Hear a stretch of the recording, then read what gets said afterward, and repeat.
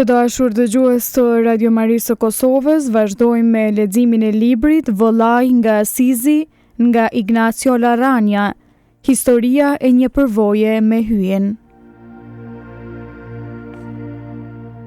Kapitulli i parë, agimet e lirisë. Pavarësisht nga gjithçka, po kthehej i qetë. Kishte arsye të ndihej i likështuar, por përtej çdo parashikimi, një qetësi e çuditshme e mbushte fytyrën e tij dhe në sytë e tij të i dukej një diçka e ngjashme me paqen e një ëndre të përmbushur ose një zbardhimi përfundimtar. Atë natë gjithçka ishte e jashtëzakonshme dhe ëndrat e tij kishin gjetur një qendër të re graviteti. Gjithçka kishte ndryshuar ashtu sikur bota të kishte bërë gjatë natës një rrotullim të papritur 180 gradë, me smjegullave të mëngjesi që mbulonin luginën, që nga Spoleto të qonë në Perugia, biri Pjetër Bogdanit ecste me kal. I qetë, drejt shtëpisë e tij. Ndjeja i gatshëm për çdo gjë e prandaj kishte një ndjenjë lirie dhe lumturie. Është quajtur nata e Spoletos, e pra në kundërshtim me atë që mund të duket ose është thënë, nuk zuri fillat të natë aventura franceskane, përkundrazi, aty mbaroi një rrugë gjatë me pengesa me të cilën gjejmë këmbgulje nga ana e hirit dhe rezistencë nga ana e ndrimtarit të ri. Atë natë u dorëzua luftëtari ynë. Asgjë nuk bëhet rastësisht në jetën e njeriut. Qenja njerëzore është gjithmonë biri një epoke dhe mjedisi caktuar, siç janë pemet dhe bimet. Një bredh nuk mund të rritet në pyje tropikale, as një bananë në majat me borë. Nëse në vargun e brezave lind një përfaqësues i rëndësishëm njerëzor, nuk mbin papritma si kërpudhat në male. Shpirti ynë shkon duke u modeluar në shëmbëllim dhe përngjasim të idealeve që sillen rreth nesh, dhe rënjët tona ushqehen gati si nëpërmjet osmozës, në mënyrë të paperceptueshme me botën e ideve që na rrethon. Dhe qoftë se duam të njohim një njeri, duhet të shikojmë rreth tij. Domethënë të studiojmë atë që zakonisht quhet mjedis jetësor. Duke e parë botën nga dritarja e rinisë e tij, biri Pjetër Bernardonit gjeti para syve një tërësi dritash dhe hijesh. Flakët e luftës dhe flamujt e paqes, nevojat e reformës dhe etja përpara gjendeshin të përzira të gjitha në shkrirjet më kontradiktore. Nëse duam të zbulojmë misterin e Franceskut të Asizit ose të paku ndonjë anë të tij, është ajo që kërkon të bëjë ky libër. Duhet të fillojmë duke vëzhguar atë që ndodh rreth tij. Mjedisi jetësor. Nacionalistët Guelf vazhdonin të lidhnin aleancë mes tyre dhe me papën që të mund t'i dëbonin imperialistët e perandorisë së shenjtë gjermane. Gibelinët ishin ata që ne sot do t'i quanim kolaboracionist dhe Guelfët i përkisnin asaj që për ne është rezistenca. Një shekull më parë kishte ndodhur falja e Canosas për 3 ditë e 3 net perandori Henriku IV i Saksonisë, këmbëzbathur ju desh të qëndronte në muret e kështjellës së Canosas në Toskanë, i veshur me zhgunin bojhiri të pendestarve, para se papa Hildebrandi Gregori VII ja hiqte shkishtërimin. Ajo ngjarje përfaqësoi kulmin e krizës së një armiqësie të gjatë të lindur mes papatit dhe perandorisë, dhe momentin kulmues të luftës për investiturat. Papa kërkonte të drejtën për t'i zgjedhur dinjitarët kishtar, sepse me zgjedhjen i pejshvive dhe abat merrnin toka dhe pasurinë në formë zyrtare, por së bashku edhe shkopin mbaritor dhe unazën. Kjo gjë sigurisht s'ishte kaq e thjeshtë siç do të mund të dukej në pamje të parë. Pas shkopit mbaritor dhe unazave fshiheshin ndërthurje interesash dhe ambiciesh mondane. Me 5 ekspeditat e tij shkretuese, perandori Barbarossa kishte mbjell panik në qytetet italiane. Pak vite para lindjes së Franceskut, perandori kishte vënë dorë në këtë ndërmarrje duke treguar një tërbim të posaçëm kundër kontesa Azizit. Duke hyrë fitimtar brenda mureve të qytetit, pranoi nderimin e zotrinëve feudal, por e mëshoi qizmen perandorake mbi popullin e shqetësuar dhe të poshtruar. Pastaj, duke u larguar, kishte lënë si përfaqësues të tij avanturierin Konradin e Svesis, me shpresën për ta mbajtur të nënshtruar popullin kryengritës. Aristokracia e Asizit, e fortë nga mbrojtja perandorake, i shtypi bujkrobërit me kërkesa të reja dhe të rënda, duke i vënë kushtu sërish në zgjedhjen e qerrës se vasalitetit prej së cilës sapo kishin arritur të zgjidheshin. Francesku lindi në këtë periudhë në të cilën Konradi vazhdonte të kontrollonte Asizin nga fortesa madhështore. Kështjella e ndërtuar në pjesën e lartë të qytetit si paralajmërim. Me këtë atmosferë Francesku e kaloi fëmijërinë e tij. Një kohë plot me konflikte dhe turbulluar. Aleancat bëheshin dhe prisheshin me të njëjtën paqëndrueshmëri si ajo e fjalëve të shkruara në ujë. Lindin dhe vdesin republika të vogla dhe sinjorit mëdha. Sot, perandori kërkon ndihmë papës dhe nesër e heq ose i kundërvën një antipap, ose hyn me forcën e armëve nga vetë muret e Romës. Në përka ambicje se qon kokën prej kullave me bedena të kështjellave, prej pallateve të Lateranit dhe prej fortesave perandorake. Flakët vazhdojnë të pandërprera në trysninë e erës, kryqëzatat i përngjajnë një urteku që ecën përpara, i formuar nga një përzierje e shfrenuar besimi dhe aventure, devocioni dhe etje për pasuri, për shpirtënie ndaj të kryqëzuarit dhe mizorie ndaj vëllezërve. Kur u zgjodh Papa Inocenci III, personalitete me iniciativë të mëdha dhe zemërgjerë, qytetet italiane filluan të ngrenin krye duke lypur pavarësi, duke kërkuar me ngulm drejtësi, duke përdorur shpesh hakmarrjen. Kryengritja u përhap shpejt në tërë Italinë qendrore si një erë verbër e pamëshirshme. Në kontein e Asizit, revolucioni mori për masa të jashtëzakonshme. Ishte pranvera e vitit 1198. Sapo e mori vesh populli se Konradi në Narni kishte pranuar propozimet e papës, asianët u ngjitën deri në kështjell dhe qysh në sulmin e parë e prishën bastionin madhështor gur pas guri. Pastaj me shpejtësinë më të madhe ngridhen një mur të fortë rreth qytetit me materialin që kishin marrë nga kështjella. U arrit kështu në krijimin e Republikës së Azizit, e pavarur nga perandori dhe nga papa. Francesku në ato kohë kishte 16 vjeç.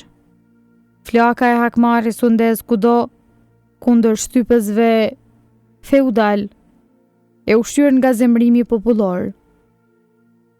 Kështjellat e tyre në luginën umbre u dogjën, kullat me bedena u rrëzuan dhe shtëpitë e zotrinëve u plaçkitën. Fisnikëve ju desh të strehoheshin në Perugian e afërt. Ndër të hikurit gjendej edhe një paraadoleshente 12 vjeçe e quajtur Kjar. Nga streha e tyre fisnikët asian i kërkuan ndihmë kundërshtarës së përjetshme Perugias kundër vegjëlisë asiane që i kishte dëbuar. Pas disa vite bisedimesh, ofertash, kërcënimesh, u arritë betejë e Ponte San Giovanit, vend i baraslarguar nga Perugia dhe nga Asizi. Ishte vera vitit 1203. Në këtë betejë mori pjesë Francesku, që atëherë ishte 20 vjeç. Edhe kështu që biri i Pjetër Bernardonit hyn në histori, duke luftuar në një përleshje komunale në favor të varfërve të Asizit. Luftëtarët asian mbetën tërësisht të thyer dhe më të pasurit u morën si peng dhe u qua në burgun e Perugjes, e këtu gjejmë Franceskun rob lufte në burgjet e thjeshta të Perugjes. Kështjellat rrezikojnë të shemben. Francesku ishte shumë i ri për të pranuar në mënyrë pasive atë goditje. 20 vjeç shpirti i të riut është si një amfore brisht. Mjafton goditja e një guri të vogël që amfora të thyet si në ëndër të kputur. Është vetëm kalimi i kohës dhe i stuhive që jep qëndrueshmëri shpirtit. Kemi përshtypjen se biografët bashkës të tij i lënë në heshtje vitet e kthimit të Franceskut Kazoti. Me një stil gazetaresk, kronistët e kohës na kanë lënë vetëm disa anekdota. Japin përshtypjen se nuk kanë qenë të pranishëm personalisht, ose të paktën se nuk na transmetojnë dramën e brendshme që shkakton dhe shpjegon ato epizode. Nuk na thonë asgjë për kthimin Kazotit derisa të arrijmë në natën e Spoletos. Kur atë natë, fryti ra sepse ishte i pjekur. Sipas meje është pikërisht në këta 11 muaj veçimi dhe pasiviteti që zë fill udhëtimi i Franceskut për të ndërtuar një botë të re më parë, duhet shembur ajo që tashmë ekziston. Ndërtimi njerëzor, pastaj vdes gur me gur. Në burgun e Perugjas, fillon të vdes biri i Pjetër Bernardonit dhe të lind Francesku i Asizit. Zefirelli na ka dhënë një film më të bukur, vëlla dielli dhe motër hëna, por nuk na japin shpjegimin e misterit. As një çekje për ato impulse të thella që janë shkaku i një bukurie kaq të madhe. Fillimi i ngjan më shumë një bote magjike që paprit mas del në sipërfaqe, pa ditur askush si dhe prej ku. Është si të përfytyrosh një ngritje vertikale të një aeroplani pa motor. Askush përveç një mazokisti kimikisht i pastër s'mund ta kryejë atë që Francesku përsërit në ato skena. Ti nënshtrohet një jetë e ndatake duke e paraqitur një fytyrë të gëzuar fytyrave të vrashta, të ngrej ballin papritur shiut dhe borës, të përdor butësina ashpërsi, të gjej gëzim në varfëri. E gjithë kjo përsepozon një aftësi të madhe reagimi që fillimi nuk e tregon, dhe një ecje e gjatë në dhimbje dhe në shpresë. Me një fjalë, presupozon kalimin çndrues të hyjt në situatën e një njeriu. Hiri nuk i zhdu kufit. Ende së shparë që bota të zgjohet nga nata në mëngjes, e veshur me pranverë. Kalimin nga një botë në tjetrën Francesku mundi ta realizonte ngadalë gjatë 2 apo 3 viteve. Nuk që një shpërthimi me njëhershëm, por një kalim progresiv dhe i harmonishëm, edhe pse i dhimbshëm, por diçka zuri fill, sipas mendimit tim, në burgun e Perugjas. Në çdo shndrim ekziston në një çast të parë një zgjem. Bie iluzioni dhe mbetet deluzioni. Zhduket gënjimi dhe mbetet zhgënjimi. Për çdo zgjem është një zhgënjim. Qoftë kur është fjala për të vërtetat themelore, të princit Buddha ose për bindjet e kishtarit. Megjithatë zhgënjimi mund të bëhet gur i parë i një bote të re. Por të shqyrtojmë hapat e parë të shetërve të mëdhenj dhe të vërejmë shndrimet shpirtërore të shkatruara rreth nesh. Do të zbulojmë gjithmonë një kalem, paraprak një zgjem. Njeriu arrin të bindet se realiteti është i shkurtër dhe kalimtar, edhe se nuk ekziston asgjë që të ketë qëndrueshmëri absolute përveç Zotit. Çdo pranim i Zotit, nëse është i plot, fshen një kërkim të pavetdijshëm të transcendencës dhe të amshimit. Në çdo hap vendimtar drejt pafundësisë, rrëgëtin dëshira e çlirimit nga shtypja e kufirit, e në këtë mënyrë kthimi ka Zotit shndrohet në një çlirim shumë të lartë nga ankthi. Njeriu në zgjem bëhet i urtë, E di se është shmenduri të absolutizoj atë që është relative dhe të relativizoj absolutën. E di se jemi kërkues nga natyra e horizonteve të amshuara dhe se realitetet njerëzore munden vetëm të ofrojnë perspektiva të ngushta që i ndrydhin dëshirat tona të transcendencës. Prej këtu konkretizohet ankthi. E di se krijesa mbaron aty dhe s'ka dritare për të dalë dhe se për këtë dëshirat e tij më të mira mbeten gjithnjë të zhgënjyera.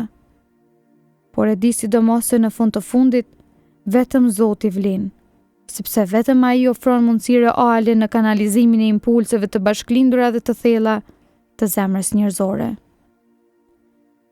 Që në burgun e Perugjas që Francesku u zgjua, në atë vend filloi të shembëj një ndërtesë.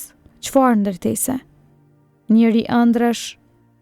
Ai kishte arritur të kapte si një radar shumë i ndjeshëm idealet e epokës së tij dhe mbi to dhe me to kishte projektuar një botë të bërë me kështjella, me bedena, me shpata flakruese që i therin armiqt, me kalorës që hynë në fushën e betejës në flamurin e një nderi që çon në arritjen e asaj hije e kalimtare që e quajnë lavdi, me heshta që fitojnë tutje fesnikri, me krah të aftë për bëma heroike që qojnë në tempullin e famës, me këngë trubadurësh, si në kohët e lashtër të kalarzëve të mbretit Artur, si të paldinëve, të perandorit Karli i Madh. Ishte një botë ku çdo rrugë madhështie kalonte në përfush beteja. Kjo ishte Francesku dhe quhej Etje Lavdije. Duke ndjekur ato flak varësh i riu i nëndrimtar kishte mbërritur në punë te Ponte San Giovanit. Iluzioni i parë dëgjeroi më njëherë në zhgënjem dhe i çfarë kalibrit. Të shosh ëndra plot lavdi dhe të gjendesh pastaj në disfat kaq poshtruese për ma tepër qysh në fillim, ishte tepër pikërisht kështu e priste Zoti.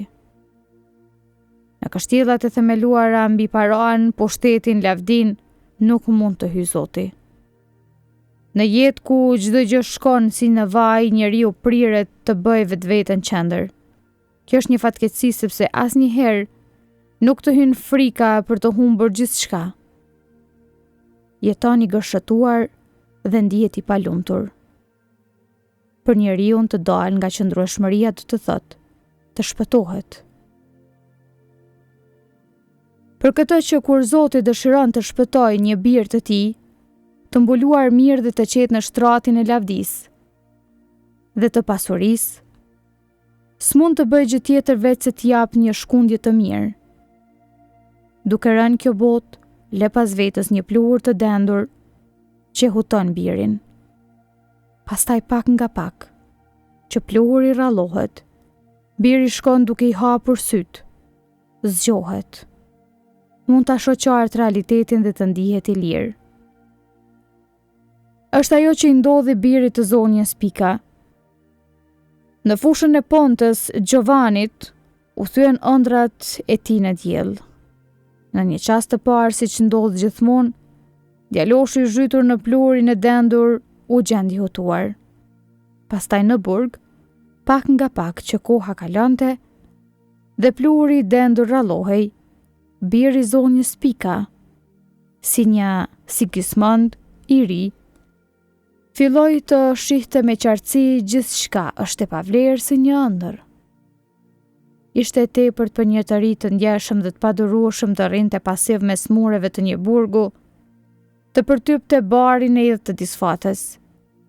Në burgim ka edhe shumë kohë për të menduar. S'ka risi që të mund të shpërqendrojmë, mbetet në sipërfaqe veç realiteti i vetëm shtypës, disfata. Nga ana tjetër djaloshi nuk mund të ikte asaj që është psikologjia e robërve. I burgosuri sikurse i dënuar i politik jeton mes pasigurisë dhe frikës, nuk e di sa muaj ose vite duhet të rrijë mbyllur në burg, as cila do të jetë rrjedha e ngjarjeve politike, as si do të jetë ardhmja e tij. E di vetëm se ardhmja e tij është në duart e një kryetari bashkie arbitrar ose të një grupi kundërshtar zotrinj feudal. Nga ana tjetër, i riu ynë dinte mirë se burgimet dhe disfata janë ushqim i rëndomt në jetën e aventurave kalorsjake. Megjithatë ishte ndryshe tani. Të provosh vetë dhe për herë të parë. Pikërisht, ai kaq i ndjeshëm dhe ende i pastinuar nga dallgët e jetës. Fillon kriza. Përballë ndërtesave që sot ndërtohen dhe nesër shkatrohen, përballë perandorëve që sot janë mishë nesër hije, dhe zotrin shfisnik të katandisur në heshtje të përjetshme nga maja një heshte. Është një zotri tjetër që kalëron mbi stepat e vdekjes. Një tjetër perandor që nuk i nënshtrohet kufirit njerëzor as dukjes. Një tjetër ndërtesë që ka për masa përjetësie. Hiri sillet rreth birit të zonjës Pika, i cili fillon të humbë sigurinë. Biografët e hershëm na thonë se ndërsa shokët e tij ishin të trishtuar, Francesco ishte më i gëzuar. Ishte euforik. Pse? Një njeri ndjeshëm likështohet lehtë. Duke vëretur temperamentin e tij, kemi arsye serioze për të menduar se Francesco duhej të ndihej i likështuar në burg. Por s'ishte. Fjalët e Selanos, kronisti i tij bashkohës, e vërtetojnë atë që kemi thënë qysh në fillim. Se gjithçka zuri fill në burgun e Perugjas. Se hyri me forcë, me zgërmadhave të kështjellave të rënuara. Se në atë vend e shjon hyen, dhe se në atë vend sheh edhe pse në mënyrë jo të qartë një fat tjetër për jetën e tij. Biografi hershëm tregon se në të vërtetë përpara euforisë së Franceskut, shokët e tij u ndjen të mërzitur dhe i thanë: "A je i marr, Francesk? Si është mundur që je kaq i lumtur pas këtyre prangave të ndryshkura?" Francesku përgjigj tekstualisht: "A doni të dini pse? Shikoni, këtu brenda meje mbaj të fshiu një parandjenjë, atë që më thotë se do të vi dita në të cilën e gjithë bota do të më nderoj si shajt." Bezullimet të vetëtimta përjetësie ndriçuan qiellin e errët të Franceskut në burgun e errët të Perugjas.